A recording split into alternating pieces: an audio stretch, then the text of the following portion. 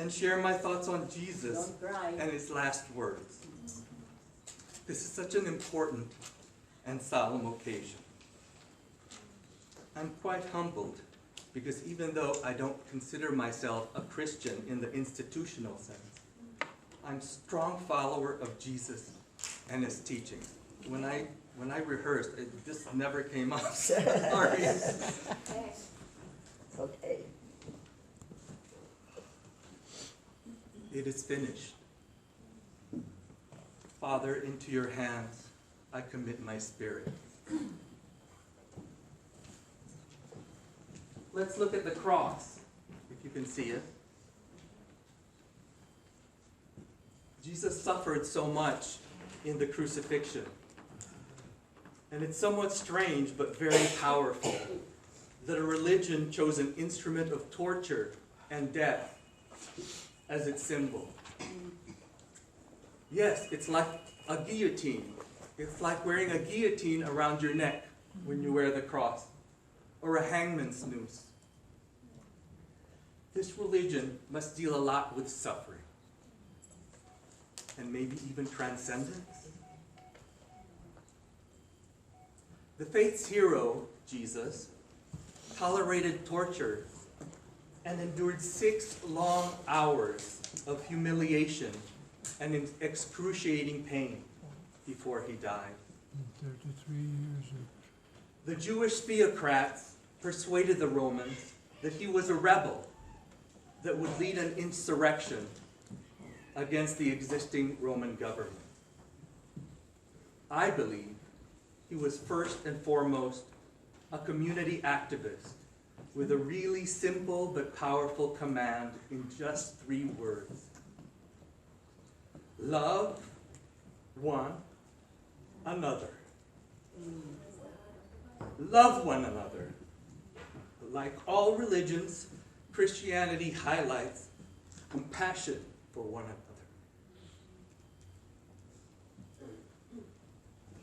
What distinguishes it for me is that it emphasizes social justice.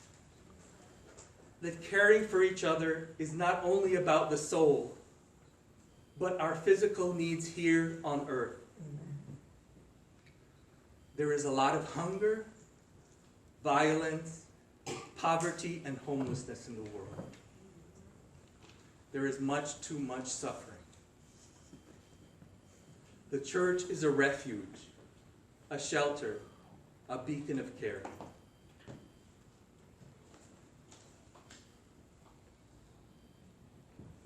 It is finished. Father, into your hands I commit my spirit. How do we understand the suffering that Jesus experienced? I learned that to deeply understand another person's pain, we must first understand our own. I love my sister Michelle very much. She is 10 years younger than I am, and she is like a little daughter to me. When she was around 3, we found out she had a serious kidney disease called nephrotic syndrome. You could die, and there was really no cure for it. Imagine a 3-year-old for 30 days in a hospital. Michelle was so pretty, charming, sweet, and innocent. My mom said, "There is no pain like what a parent feels when her child is suffering."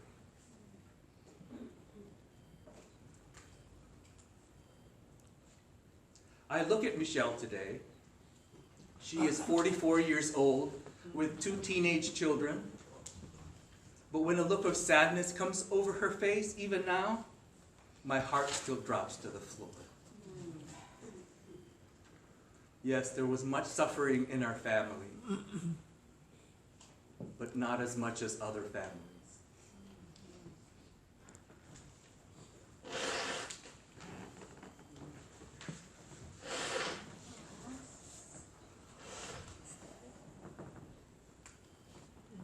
Imagine that this child is Michelle.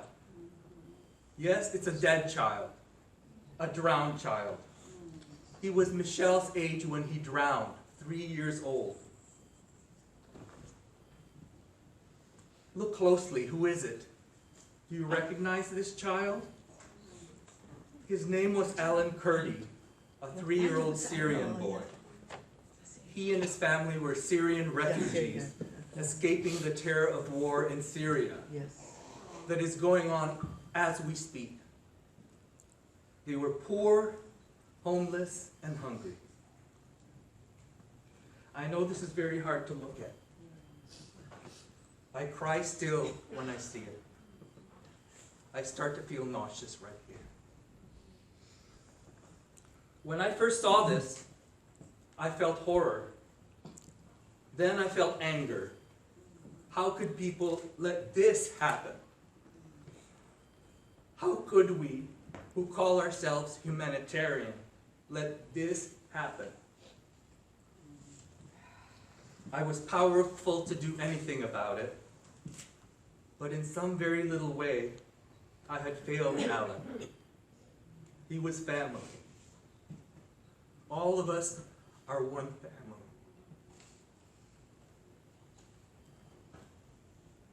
Jesus said, "Amen, I say to you, as much as you have done to one of these, my little brothers, you have done that to me." There was much suffering in Alan Kurdi and much suffering in his family. There is much suffering in our world. We must tenderly love each other. In light of Alan Kurdi's horrific tragedy, a tragedy that is happening every day all over the world, don't most of our concerns seem petty and trivial? There is much violence between people in the world. And you know why? Because each group thinks that their name for the divine is the correct name. I kill for God. You kill for Allah. They kill for Yahweh. This extreme behavior grows from some subtle little attitude, some little prejudice that we all have. I am right and you are wrong. I have the moral authority and you do not. I will go rise to heaven and you will burn in hell. We judge. We needlessly judge each other. We all judge. And somehow, Alan's cry is unheard. Worse yet, silenced. Do not judge, or you will be judged. It is finished. Father, into your hands I commit my spirit.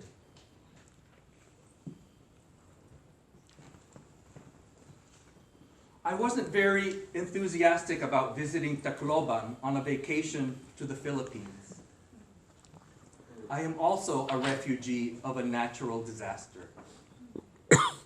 I had to flee New Orleans in 2005 to get away from the devastation of Hurricane Katrina.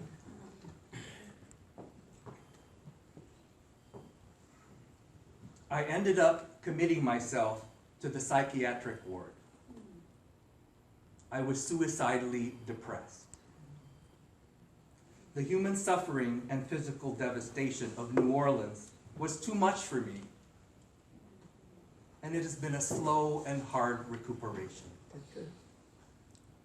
I knew that Typhoon Yolanda Haiyan in the Philippines was much, much worse. In New Orleans, you see, there was no tsunami. In Tacloban, there was. Imagine the whole Pacific Ocean of water and the little island of Leyte at its feet. Like in New Orleans, bloated bodies floated down the streets. The scale of horror in Tacloban was bigger than New Orleans, and I was preparing to see the worst. When we arrived, the devastation was overwhelming, and there was hardly any rebuilding. Yeah. It looked like a bomb had gone off in the school campus that was ahead of us that we were visiting. Shells of buildings stood with temporary tarpaulin tents that they used as classrooms. When it rained, classes went on in knee-high water, and you know how clean that water is. Each of these little children had lost loved ones, moms, dads, brothers, sisters, and friends. I cringe in terror of being only 8 years old like these children and going through this ordeal. Imagine that when you took a walk after this storm, you had to be careful because you might trip over dead bodies. And it was worse if you knew who that was. It became a public health hazard because there were too many corpses to process. So we entered the gates of the school. And you know what?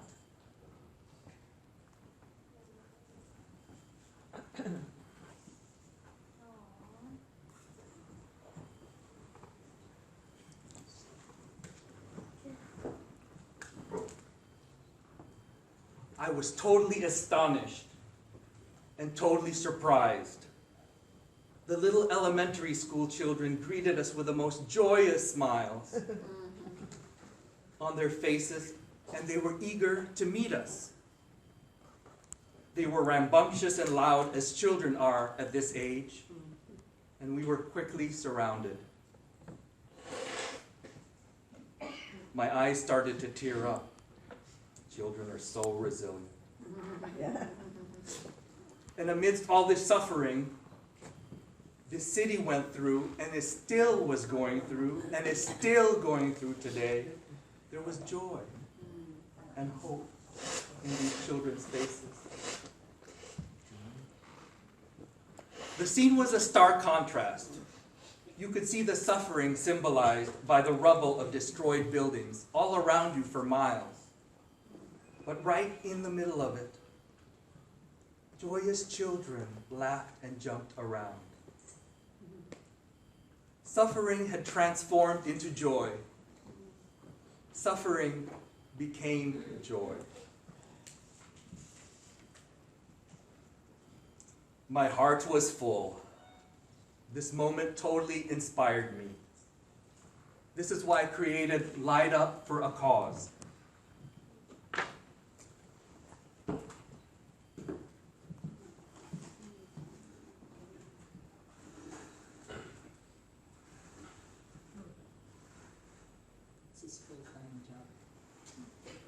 Dramatic, huh? Yes.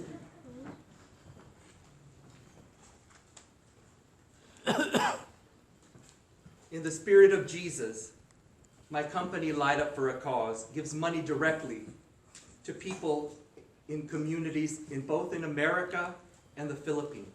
Okay. Light Up for a Cause makes wood sculpture. This is made of wood. I personally designed them in my home office and studio, and I also build them. I make things. As an architect, I work directly in the communities to build new schools. There's nothing like seeing a building that you designed used by the children to learn and better themselves. I'm also an artist that makes sculpture. There is a high, a certain joy that I get when I surrender to the work. How much more that feeling of accomplishment grows when the proceeds from this hard work go directly to the storm-ravaged children in Tacloban. Light Up for a Cause gives to a variety of community organizations. These are some examples. Light Up for a Cause gave needed AV equipment to these children of the Manurit Elementary School in Tacloban.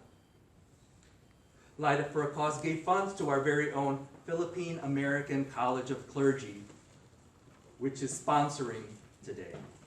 Right here. The Filipino College of Clergy supports pastoral students in the Philippines through scholarships and improvements on their campus. Light Up for a Cause helped raise funds for graduate housing at the Union Theological Seminary in Cavite near Manila. And I'm proud to announce today that we partnered with Gawad Kalinga. Oh, good. Gawad Kalinga is an internationally known NGO, non-government organization that helps repair and rebuild neighborhoods and villages all over our homeland. Currently, we're working with them to develop the local water infrastructure that pumps clean water to underserved villages in the greater Metro Maasin area. That's where my mom's family comes from. And this consists of wells, drainage ditches, pumps, and piping for water. Just think, some families can't even easily get clean water. Light Up for a Cause harnesses the community power of the internet with people to connect people with all over the country and the world. People get impressed when I tell them that most of my clients are out of state and come from coast to coast. This is because most of my sales come from e-commerce, the internet. I have 2 websites that people visit from all over the world. Jesus was a pragmatic person. He wanted to solve real and concrete problems in the community. Just think of the possibilities open to him today if he lived today.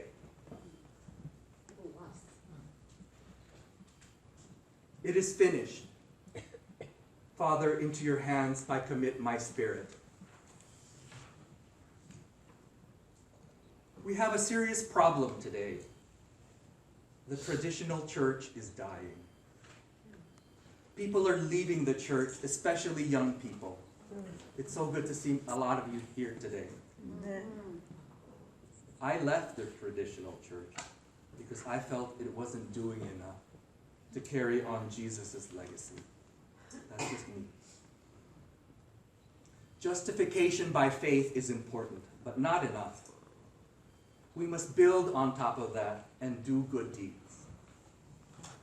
We can better honor Jesus by not only talking and singing and praying, which is wonderful, but also doing work outside of these church walls. Remember that Jesus was not a Christian. He was a Jew until the day he died. Man built the church. Would Jesus be sitting next to us today in this church? Or would he be at the local homeless shelter, tending the homeless? Or Pastor Pascua, tending the needy, the sick, and the dying in nursing homes? Or in Syria, where gassing and slaughter of innocent babies happen, probably as we speak. I think that doing good deeds are much more important to him than singing praises to him. Now, would he have saved Alan here?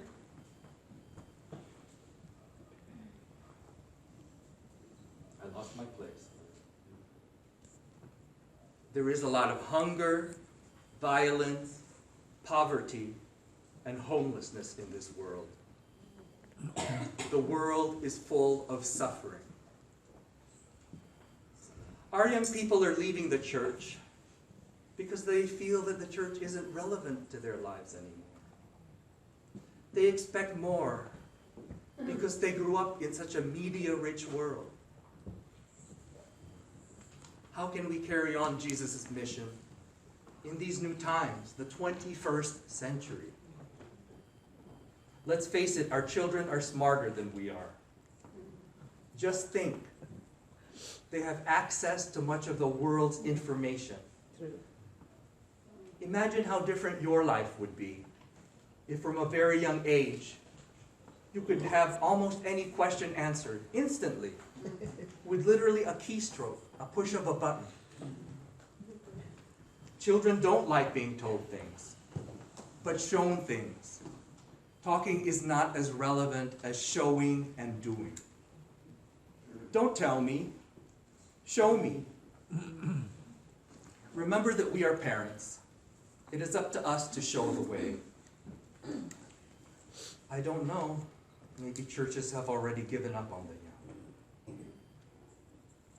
When was the last time you had an open, non-judging, and honest spiritual conversation with your children, where you really deeply listened? It is your responsibility as parents. It is our responsibility as parents of the church. Reverend Rambo Ursos, who's one of the young ministers, is one of a new breed of people that understands the needs of youth. He actually inspires young people. Do you inspire your children?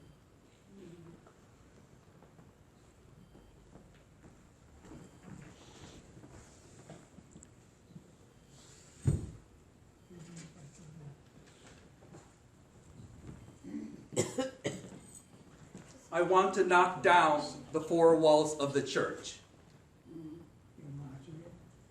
Symbolically, of course.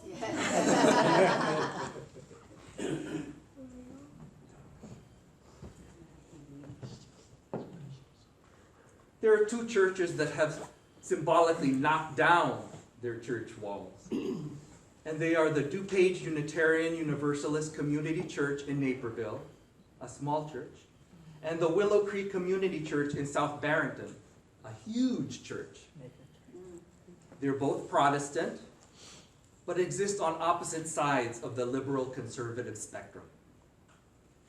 They are growing and constantly expanding their services in and out of the church.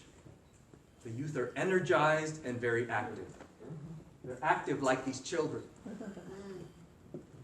What makes them successful is their full commitment to Jesus' command to love one another and to do it through action. Not just words, not just prayers, but action. They do this in a hands-on, action-oriented way. They have all the regular groups in these churches, but they also have community-centered groups that take on social issues like homelessness, poverty, hunger, LGBTQ rights, and immigration. These active congregations not only give more money to the church, but they give something more precious: their time through volunteer service. They can see firsthand the fruit of their labors. Stewardship is not only about faith, it is also about money and time. It is finished.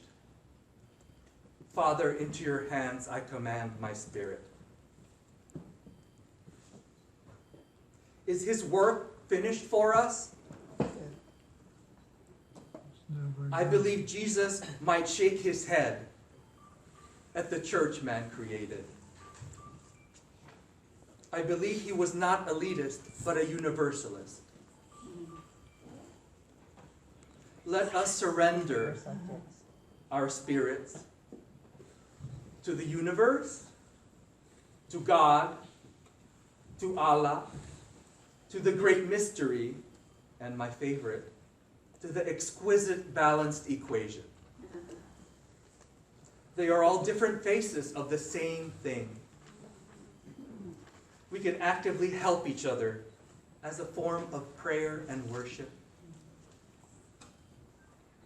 There is much suffering in this world, this ugly and beautiful world.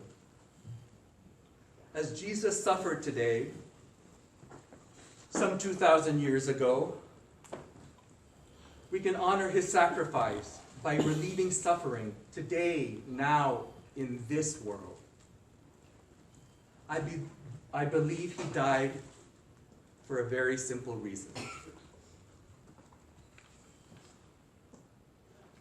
He wanted to turn the darkness of suffering into the sunlight of joy.